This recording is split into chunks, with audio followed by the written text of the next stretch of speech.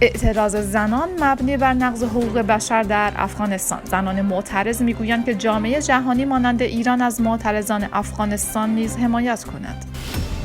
نگرانی اروپا از وقوع جنگ داخلی افغانستان. نماینده ویژه اتحادیه اروپا گفت که جنگ داخلی در افغانستان به نفع مردم و آسیای میانه نیست.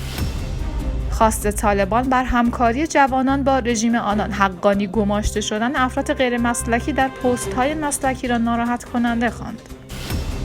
ادامه اعتراضات در ایران. در نتیجه آتش سوزی در زندان اوین ایران 4 نفر کشته و 61 تن زخمی شدند. و رئیس جمهور چین میگوید که از گزینه زور علیه تایوان چشم پوشی نمی‌کنیم.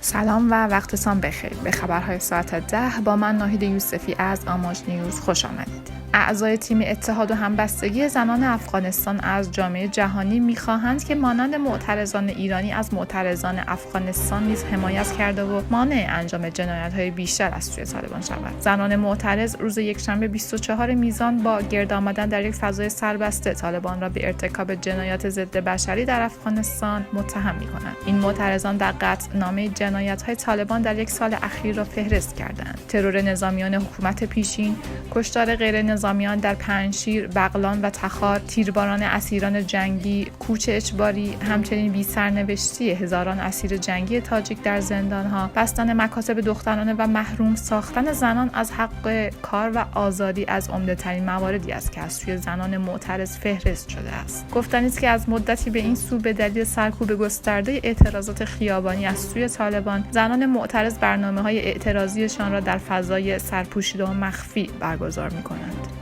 Isn't the blood of Afghanistan red? نسل کشی تا بکی هزارگر شد، جوانان در بدر شد. ترور و تیرباران نظامیان پیشین از جمله جنایت بشری است. نسل کشی تا بکی. ما از رایم از جوانان تاجیک پشتیبانیم.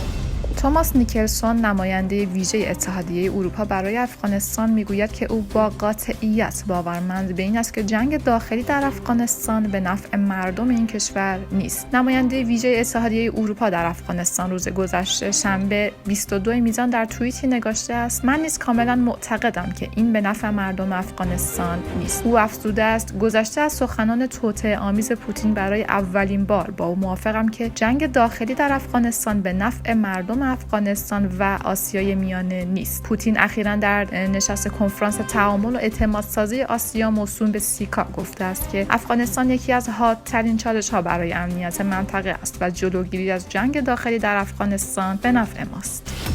سرپرست وزارت داخلی طالبان میگوید که بسیار دردآور است که مسئولیت در حکومت این گروه به افراد غیر مسلکی سپرده می شود. سراج الدین حقانی در سخنرانی در دانشگاه شیخ زاید در خوست گفت که دانشجویان پس از فراغت نگران پیدا کردن کار نباشند، بلکه زحمت بکشند تا در اداره این گروه راه پیدا کنند. حقانی همچنین از دانشجویان خواست که تلاش کنند ذلت را بپذیرند به جای اینکه در کشورهای خارجی ذلیل شوند. به گفته او ذلت در داخل کشور عزت است. دا موږ لپاره یو ډیر دردونکې خبره ده چې په مسؤلیت کې په مسلکي مسؤلیت کې غیر مسلکي څوک راځي.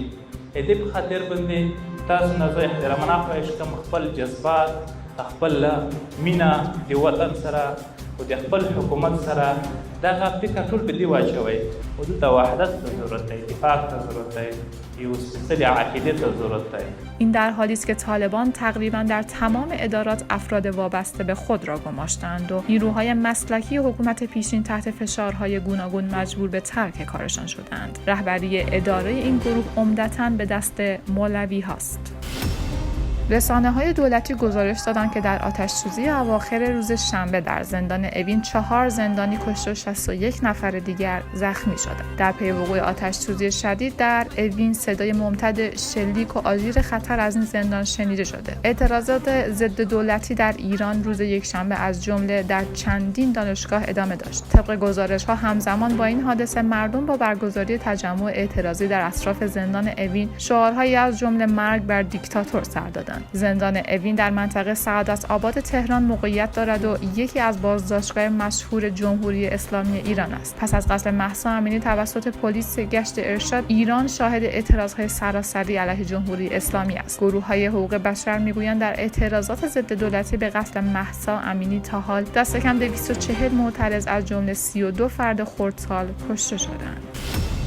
در ادامه رویارویی‌ها میان چین و آمریکا بر سر جزیره تایوان، رئیس جمهور چین به تازگی گفته که هرگز از گزینه زور بر سر مسئله تایوان چشم‌پوشی نخواهد کرد. رویترز گزارش داده است که شی جین پینگ رئیس جمهور چین روز یکشنبه 16 اکتبر هنگام افتتاح یک نمایشگاه گفته که حل مسئله تایوان بر عهده مردم چین است. شی جین پینگ تایید کرده که چین تلاش دارد از راه مسالمت آمیز مسئله تایوان را حل کند، اما استفاده از گزینه زور در این میان نیز مردود نیست. او گفته است ما اصرار داریم که با بیشترین صداقت برای اتحاد مجدد صلح‌آمیز تلاش کنیم، اما هرگز قول نمی‌دهیم که استفاده از زور را کنار بگذاریم. ما این گزینه را برای انجام تمام اقدامات لازم محفوظ می‌دانیم. چین با وجود مخالفت‌های دولت تایوان این جزیره را بخشی از خاک خودش می‌داند.